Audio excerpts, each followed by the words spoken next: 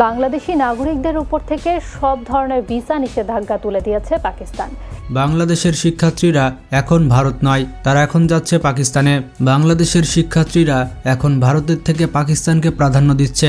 পাকিস্তান সরকার scholarship দেওয়ার পর থেকে বাংলাদেশের শিক্ষার্থীরা পাকিস্তান যেতে অনেক আগ্রহী হয়ে উঠেছে। গত 5 আগস্ট শেখ হাসিনা সরকার পতনের পর পাকিস্তানের সাথে বাংলাদেশের সম্পর্কের জোট আস্তে আস্তে খুলতে শুরু করেছে। পাকিস্তান সর্বাত্মক চেষ্টা করে যাচ্ছে বাংলাদেশকে আপন করে নিতে, যেমন বাংলাদেশিদের পাকিস্তান যেতে ভিসা ফ্রি করে দেওয়া, পেঁয়াজের সংকটকালে পাকিস্তান থেকে দ্রুত পেঁয়াজ পাঠিয়ে দেওয়া, বন্যায় বাংলাদেশকে সাহায্য করা। বাংলাদেশের সাম্প্রতিক বন্যার ভয়াবহ প্রভাব মোকাবেলায় সহায়তার প্রস্তাব দিয়েছে পাকিস্তান। ডক্টর মোহাম্মদ ইউনূসের কাছে পাঠানো এক চিঠিতে এই প্রস্তাব দিয়েছেন পাকিস্তানের প্রধানমন্ত্রী শাহবাজ শরীফ। 53 বছর পর সরাসরি পাকিস্তান থেকে বাংলাদেশে জাহাজ পাঠানো। মুক্তিযুদ্ধের পর গত 11 নভেম্বর প্রথমবারের মতো বাংলাদেশে নোঙর করে পাকিস্তানি পণ্যবাহী জাহাজ। আর সর্বশেষ বাংলাদেশি শিক্ষার্থীদের জন্য স্কলারশিপ চালু করেছে পাকিস্তান। কিন্তু বাংলাদেশের সাথে পাকিস্তান যতই সম্পর্ক বাড়াচ্ছে ততই চিন্তায় পড়ে যাচ্ছে প্রতিবেশী ভারত। কিন্তু হঠাৎ বাংলাদেশের সঙ্গে সম্পর্ক মেরামতে কেন মরিয়া হয়ে উঠেছে পাকিস্তান? সাম্প্রতিক সময়ে বৈষম্য বিরোধী ছাত্র আন্দোলনের সময় পাকিস্তানে বাংলাদেশ সম্পর্কে ব্যাপক জনমত গড়ে ওঠে।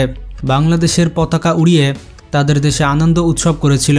শেখ হাসিনা দেশ ত্যাগের পর আন্দোলনের প্রভাবও পাকিস্তানে ব্যাপকভাবে ছড়িয়ে পড়ে। সেই সময় অনেক পাকিস্তানি নাগরিক একের পর এক সুখবর নিয়ে আসে পাকিস্তান যেতে ভিসা লাগবে না বাংলাদেশিদের। আর এই ভিসা ফ্রি সম্পর্কে আমরা একটু পরে ডিটেলসে জানব। যখন থেকে পাকিস্তান সরকার ঘোষণা দিয়েছে যে পাকিস্তান যেতে ভিসা লাগবে না, তখন থেকে পাকিস্তান বাংলাদেশের সম্পর্ক একটি নতুন দিগন্ত পেয়েছে। এবার বাংলাদেশি শিক্ষার্থীদের জন্য স্কলারশিপ চালুর সিদ্ধান্ত নিয়েছে পাকিস্তান।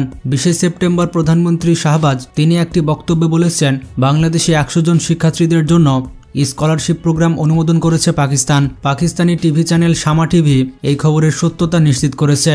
এই শামা টিভির খবরে বলা হয়েছে, স্বৈরাচারী শেখ হাসিনাকে ক্ষমতাচ্যুত করার পর পাকিস্তান এবং বাংলাদেশের সম্পর্ক ক্রমশ জোরদার হচ্ছে। অন্তর্বর্তী সরকার সম্প্রতি ঢাকা বিশ্ববিদ্যালয়ে পাকিস্তানি শিক্ষার্থীদের ভর্তির অনুমোদন দেওয়ার পর পাকিস্তানি সরকারও বাংলাদেশি শিক্ষার্থীদের জন্য স্কলারশিপ প্রোগ্রাম চালু করে। এখন থেকে বাংলাদেশের স্টুডেন্টরা পাকিস্তানের বিখ্যাত বিশ্ববিদ্যালয় এবং মাদ্রাসাগুলোতে পড়াশোনা করার সুযোগ পাবে।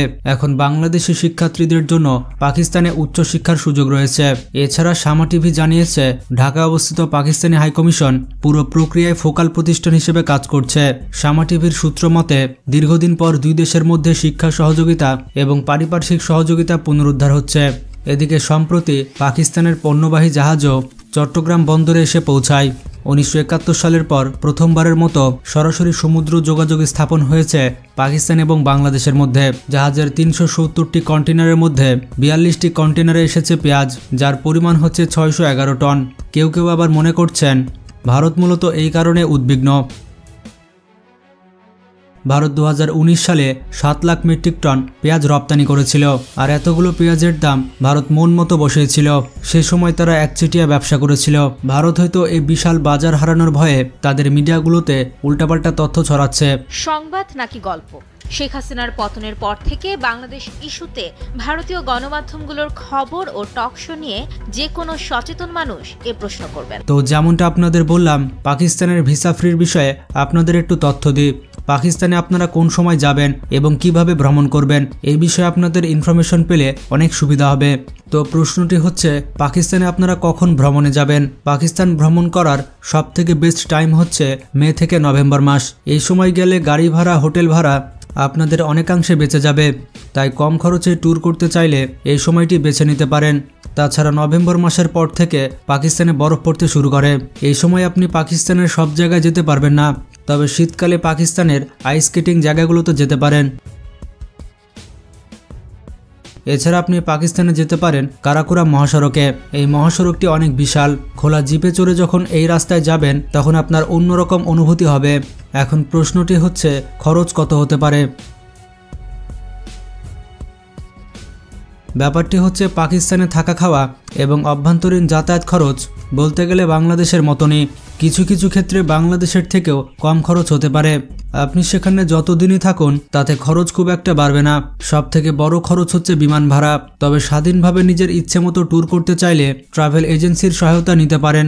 ইসলামাবাদের একাধিক এজেন্সি আপনাকে গাইড সহ ভ্রমণের জন্য জিপ গাড়ি ব্যবস্থা করে দিবে। এতে খরচ কিছুটা বেশি হলেও আপনি অনেক বেশি সুবিধা পাবেন। পাকিস্তানের ভিসা বাংলাদেশিদের জন্য বর্তমানে ফ্রি, তবে ঢাকা থেকে লাহোর বিমান ভাড়া বর্তমানে 40 থেকে 80,000 টাকা পর্যন্ত।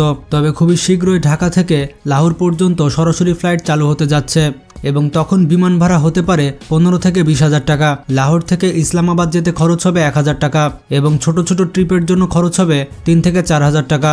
পাকিস্তানে আপনি যদি 15 থেকে 20 দিন অবস্থান করেন তাহলে হোটেল ভাড়া, যাতায়াত ভাড়া এবং ঘোরাঘুরিতে খরচ হতে পারে মোট 15 থেকে 20,000 টাকা। তো সব মিলিয়ে পাকিস্তান ট্রিপের জন্য বর্তমানে আপনার খরচ হতে পারে মোটামুটি 60 থেকে 70,000 টাকা। আর যদি বাংলাদেশ থেকে সরাসরি ফ্লাইট চালু হয় তখন আপনার খরচ হতে পারে 40 থেকে 50,000 টাকা। তো সব মিলিয়ে এখন পাকিস্তানে যাওয়া সহজ হয়ে গিয়েছে।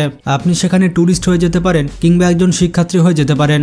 তো কারা কারা পাকিস্তান যেতে আগ্রহী তারা কমেন্ট করে জানান। ভিডিওটি বেশি বেশি শেয়ার করে বন্ধু বান্ধব এবং আত্মীয় স্বজনদের জানিয়ে দিন। আজকে এ পর্যন্তই। নিজে ভালো থাকবেন, অপরকে ভালো রাখবেন। আল্লাহ হাফেজ।